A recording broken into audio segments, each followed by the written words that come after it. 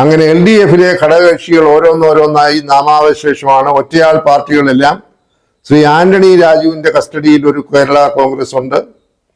അതുപോലെ തന്നെ രാമേന്ദ്രൻ കടന്നപ്പള്ളിയുടെ കയ്യിൽ ഒരു കോൺഗ്രസ്. അതെല്ലാം ഒരു ഓട്ടോറിക്ഷയിൽ കയറാനുള്ള ആളുകൾ പോലും ഇല്ലാത്ത പാർട്ടികളാണ്. അതെല്ലാം ഈ പിണറായി സർക്കാരിന്റെ ഈ തവണ അധികാരം ഒഴിയുമ്പോൾ എല്ലാം നാമാവശേഷമാവും ഈ ഒറ്റയാൾ പാർട്ടികളെല്ലാം തന്നെയാണ് ഇപ്പോഴത്തെ രാഷ്ട്രീയ ചിത്രം വ്യക്തമാക്കുന്നത്.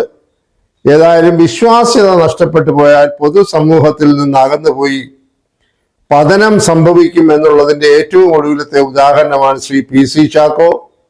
അവസരവാദപരമായ നിലപാടെടുക്കുന്ന രാഷ്ട്രീയ നേതാക്കളെ പൊതുസമൂഹം ഇന്നല്ലെങ്കിൽ നാളെ തള്ളിക്കളയും. പൊതുസമൂഹം തള്ളിക്കളഞ്ഞു കഴിഞ്ഞാൽ രാഷ്ട്രീയ ഭാവി ഇല്ലാതെയാകും.